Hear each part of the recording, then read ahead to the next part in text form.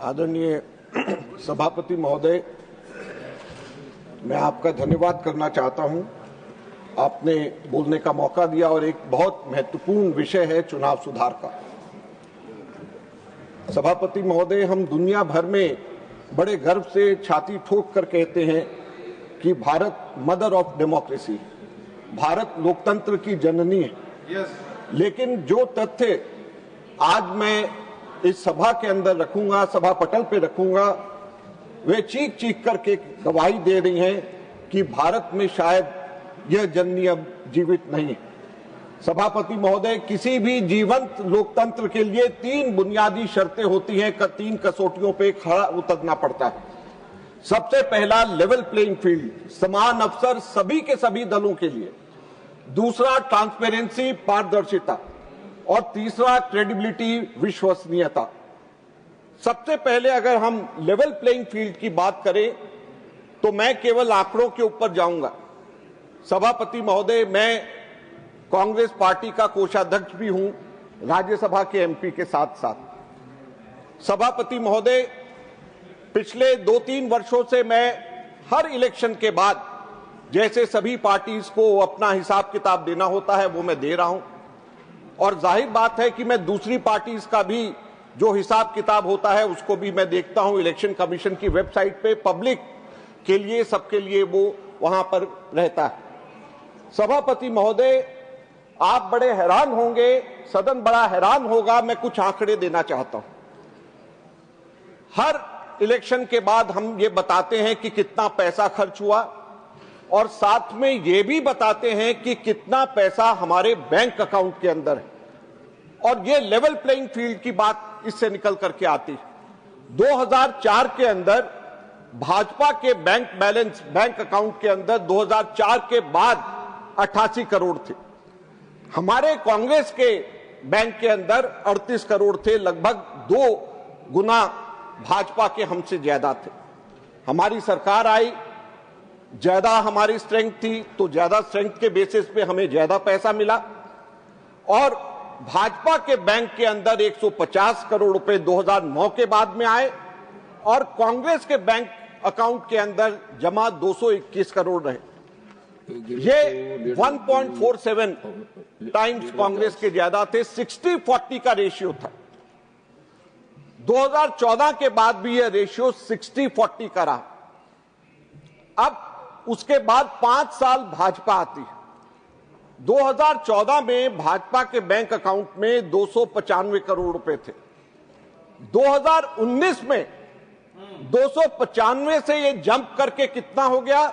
3,562 करोड़ रुपए केवल 5 वर्षों के अंदर। और साथ साथ में कितने गुना कांग्रेस से ये आगे हुआ? 11 गुना कांग्रेस से ज्यादा हुआ। कांग्रेस के 315 करोड़ रुपया कांग्रेस के अकाउंट में था। रेशियो क्या था? 60-40 से कम होकर के ये रेशियो बन गया 90-8 का। उसके बाद में 2024 आता है, और चौंकाने वाली फिगर। सभापति महोदय, 3,562 करोड़ से बढ़कर के भाजपा के खातों में कितने पैसे भाजपा के अकाउंट में है? 10,107 करोड़ रुपया। 10,107 करोड़ रुपया। और कांग्रेस के 133 करोड़ रुपया। 75 गुना भाजपा के पास में कांग्रेस से ज्यादा पैसे बैंक अकाउंट के अंदर हैं। तो किस तरीके से लेवल प्लेइंग फील्ड है, किस तरीके से विपक्ष जो है सत्ताधारी पार्टी का मुकाबला करेगी? और रेशियो क्या है? 99:1 का रेशियो। 99:1 के रेशियो में ऑपोजिशन का और रूलिंग पार्टी का पैसा बैंक अकाउंट के अंदर जमा है। किस तरीके से आप सोचते हैं कि लोकतंत्र जिंदा होगा? किस तरीके से आप सोचते हैं कि लेवल प्लेइंग फील्ड यहां पे होगा? ये हम लोगों को समझ नहीं आता। सभापति महोदय, सिर्फ यहीं तक नहीं बात खत्म होती।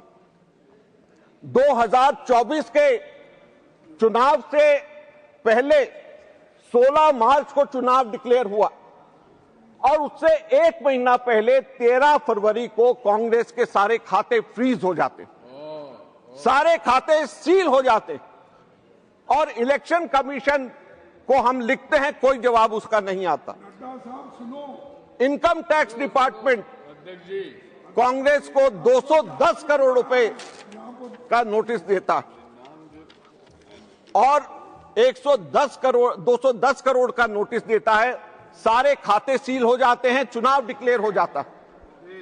उसके बाद हमारे बैंक अकाउंट से 135 करोड़ रुपया इनकम टैक्स अपने आप बाहर निकाल लेती है और उसके बाद में हमारे खाते 23 मार्च को खुलते हैं, जबकि इलेक्शन डिक्लेयर 16 मार्च को हो चुका है। हम लोग किस तरीके से इलेक्शन की तैयारी करेंगे, किस तरीके से प्रमुख विपक्षी दल इलेक्शन की तैयारी करेगा? लोकतंत्र की रक्षा करना हम सबका फर्ज। सरकार को एम्प्लॉयमेंट देना है, सरकार को डिफेंस का भी ध्यान रखना है, एक्सटर्नल अफेयर्स का भी ध्यान रखना है, नौकरियां भी देनी है, लोगों को खाने का भी देना है, लेकिन सरकार का सबसे बड़ा काम लोकतंत्र की रक्षा करना भी होता है। लेकिन उसके अंदर यह सरकार पूरी तरीके से विफल हो गई है। क्यों? क्योंकि एजेंसीज इस तरीके से डायरेक्ट किया जाता है। मैंने कोषाध्यक्ष होने के नाते मैंने बिजनेसमैन से बात करी, बड़े इंडस्ट्रियलिस्ट से बात करी। उनका यह कहना है कि कांग्रेस के समय में तो हम 60-40 के रेशियो में हम कर लेते थे, अब 90-10 को छोड़िए 95-5% के रेशियो के ऊपर भी हम लोग आपको नहीं दे सकते। हम लोग जैसे ही देते हैं हमारे पीछे ईडी और आईटी लग जाती है, हमारे को कोई काम नहीं करने। तो किस तरीके से हमारे देश के अंदर लोकतंत्र जिंदा रहेगा? आपने सभापति महोदय हमारे को कहा कि हम लोग अपने रूल्स के अंदर, मर्यादा के अंदर रह करके हम लोग अपनी बात करें, लेकिन जब पारदर्शिता की बात होती है तो बहुत महत्वपूर्ण बात, हरियाणा के अंदर चुनाव हुए, 5 अक्टूबर को इलेक्शन कमीशन ने रात को देर रात डेटा रिलीज किया कि 61.19% की पोलिंग हुई। 6 अक्टूबर को अगले दिन वो 61.19% बढ़ करके 65.65% हो जाता। और जब इलेक्शन की काउंटिंग होती है तो ये 68% हो जाता। सभापति महोदय, 61% से 68%, 7% काउंटिंग के अंदर और पोलिंग डे के अंदर वोट परसेंटेज एकदम से कैसे बढ़ गई? कोर्ट जाया जाता। कल मैंने अमित शाह जी की स्पीच लोकसभा वाली सुनी। उन्होंने कहा कि 45 दिन के बाद कोर्ट से आप आदेश करवा लीजिए, 45 दिन के अंदर अंदर हो जाएगा। लेकिन इसके अंदर 10 दिसंबर को पंजाब हरियाणा हाई कोर्ट ने आदेश दिया इलेक्शन कमीशन को कि आप सीसी फुटेज सारी की सारी रिलीज करिए। लेकिन 20 दिसंबर को सीसीटीवी फुटेज रिलीज करने की जगह 10 दिन के अंदर अंदर सेंट्रल गवर्नमेंट ने 93(2) का रूल चेंज करके हमेशा के लिए मना कर दिया कि अब ये सीसीटीवी फुटेज हम नहीं दे सकते। तो क्या ये ट्रांसपेरेंसी? जब कोई गलत कार्य नहीं हुआ तो क्यों छुपाया जा रहा है? हाई कोर्ट के ऑर्डर्स को क्यों इस तरीके से दबाया जा रहा है?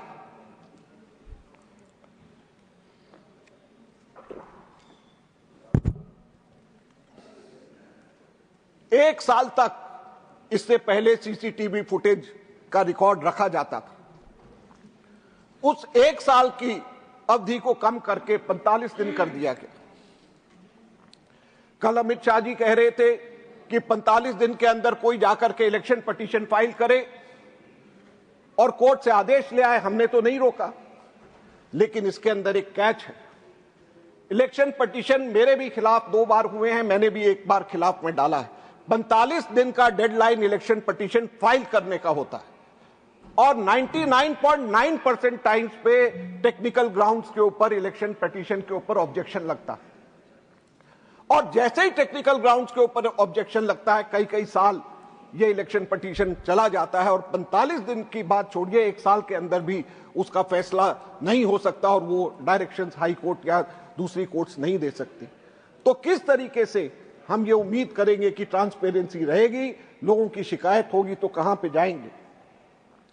यही नहीं, दूसरा एक उदाहरण कर्नाटक के अलंग का मैं देना चाहूंगा। सभापति महोदय, अलंग विधानसभा के अंदर दिसंबर 2022 से फरवरी 2023 के बीच 6018 मतदाताओं के नाम के हटाने के आवेदन आते। बाद में यह पता चला, जब कंप्लेंट हुई, सीआईडी ने जांच किया कि 5994 आवेदन जाली है। 6018 में से 5994 ये किसके नाम थे? ये दलित और अल्पसंख्यकों के नाम थे। सीआईडी ने जांच शुरू कर दी। चुनाव आयोग से सिर्फ एक छोटी सी जानकारी मांगी कि जिन कंप्यूटर से ये फर्जी फॉर्म भरे गए थे उनका आईपी एड्रेस और पोर्ट नंबर दीजिए। सीआईडी ने एक बार नहीं, दो बार नहीं, कई बार इलेक्शन कमीशन को लिखा, लेकिन इलेक्शन कमीशन से कोई जानकारी नहीं आई। बाद में एसआईटी गठित हुई तो यह पता चला 80 रुपए प्रति वोट काटने का धंधा चल रहा था और चुनाव आयोग पुलिस की मदद करने की बजाय जांच को ब्लॉक कर रहा था। क्या वोट चोरों को बचाना ही अब चुनाव आयोग का काम रह गया? सभापति महोदय, मैं किसी एक व्यक्ति की बात नहीं कर रहा।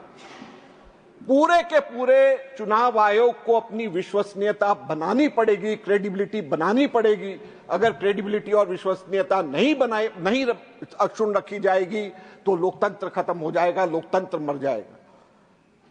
अगर अंपायर ही एक टीम की जर्सी पहन लेगा तो दूसरी टीम क्या करेगी? अंपायर ही अगर मैच फिक्स कर लेगा तो खिलाड़ी क्या करेगा? सुप्रीम कोर्ट ने मार्च 2023 में ऐतिहासिक फैसला दिया कि चुनाव आयुक्तों की नियुक्ति एक निष्पक्ष कमेटी को करनी चाहिए ताकि सत्ताधारी पार्टी के अधीन कार्यपालिका को पूरी शक्ति ना दी जाए। और उन्होंने कहा प्रधानमंत्री, विपक्ष के नेता और चीफ जस्टिस ऑफ इंडिया, ये तीन की कमेटी होनी चाहिए। मार्च 2023 में सुप्रीम कोर्ट ये कहता है और दिसंबर 2023 में कानून बदल करके चीफ जस्टिस को बाहर करके एक और कैबिनेट मिनिस्टर को डाल दिया जाता है। 2.1 से 2:1 से फैसला अगर करना है तो ये पहले से ही फैसला कर दिया जाता है। तो ये मैच फिक्सिंग नहीं है तो क्या है? सभापति महोदय, यही नहीं, कानून बदल करके चुनाव आयुक्तों को किसी भी क्रिमिनल या सिविल एक्शन से टोटल इम्यूनिटी दे दी गई। चाहे वो कितना भी पक्षपात करे, कोई उनके ऊपर उंगली नहीं उठा सकता, कोई उनके ऊपर कानूनी कार्रवाई नहीं कर सकता। मैं आपके माध्यम से पूछना चाहता हूं सभापति महोदय, अगर कोई गलत कार्य नहीं किया तो डर किस बात का? अगर कोई गलत कार्य नहीं किया तो छुपाया क्यों जाता है? ट्रांसपेरेंसी क्यों हो रही है, क्यों रोकी जा रही है? अगर कोई गलत काम नहीं किया जा रहा तो इम्यूनिटी की क्या जरूरत है? आज सबसे बड़ा प्रश्न ये उठता है। एसआईआर के ऊपर पूरे देश की बात है, आपने उसके ऊपर कंडीशंस लगाया है, मैं उसको फॉलो करूंगा। यह बात तो प्रश्न उठता है कि 44 से ज्यादा बीएलओज ने क्यों आत्महत्या करी? बर्डन ऑफ प्रूफ आज सरकार को अपना जो उसको करना चाहिए उसकी जगह नागरिकों के ऊपर डाल दिया गया। बिहार में आधार कार्ड सुप्रीम कोर्ट ने कहा सबूत होना चाहिए, लेकिन बावजूद उसको नहीं माना गया, सुप्रीम कोर्ट के आदेश को नहीं माना गया। तो सभापति महोदय, इन सब चीजों के ऊपर प्रश्न तो उठते ही हैं। हम लोग बेशक कानून के दायरे में, रूल्स के दायरे में पूछ रहे हैं, लेकिन ये सब प्रश्न तो उठते ही हैं। बिहार के चुनाव हुए, क्या हुआ? जब तेलंगाना में कांग्रेस की सरकार किसानों को मदद देना चाहती थी तो चुनाव आयोग ने आचार संहिता, मॉडल कोड ऑफ कंडक्ट का डंडा चला करके रोक दिया। हिमाचल में हमारी सरकार महिलाओं को 1500 रुपए देना चाहती थी और फॉर्म भर रहे थे तो रोक लगा दिया मॉडल कोड ऑफ कंडक्ट के। बिहार चुनाव के दौरान आचार संहिता लागू होने के बावजूद एनडीए सरकार ने 10,000 रुपया सीधे लाखों महिलाओं के खाते में ट्रांसफर किया। विपक्ष करे तो रेवड़ी और आचार संहिता का उल्लंघन, और अगर पक्ष करे तो वो जन कल्याण, ये दोहरा मापदंड नहीं चलेगा। इसको ठीक करने की जरूरत है, ये मैं कहना चाहता हूं। सभापति महोदय, आज चुनाव आयोग मशीन रीडेबल वोटर्स रोल देने से मना कर रहा है। आज चुनाव आयोग आईपी एड्रेस छिपा रहा है जो लोग वोट चोरी करते हैं। आज चुनाव आयोग 45 दिन के सबूत मिटा रहा है, 45 दिन के अंदर। आज चुनाव आयोग सरकार की कठपुतली बन चुका है। सत्ताधारी दल ईसी अपॉइंट कर सकता है, ईसी को कानूनी इम्यूनिटी दे दी गई। अगर लोकतंत्र के इन तीनों स्तंभों में समान अवसर, पारदर्शिता और विश्वसनीयता को नहीं बचाया गया तो यह सदन सिर्फ एक इमारत बन करके रह जाएगा। आप इसे लोकतंत्र का मंदिर कहेंगे, लेकिन रह जाएगा ये केवल ढांचा, क्योंकि इस मंदिर में ना तो कोई भगवान बसेंगे, ना होगा कोई देवी देवता, रह जाएगा केवल ढांचा। हमें याद रखना चाहिए, आप नियम बदल सकते हैं, आप अंपायर खरीद सकते हैं, लेकिन आप जनता की आवाज को हमेशा के लिए नहीं दबा सकते। धन्यवाद।